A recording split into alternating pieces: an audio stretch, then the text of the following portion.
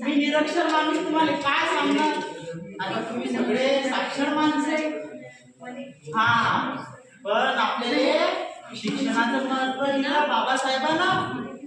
म्हणून बाबासाहेबांनी शिक्षणाचं रोखलेले वडाचं झाड बनवलं. म्हणून आता मी जे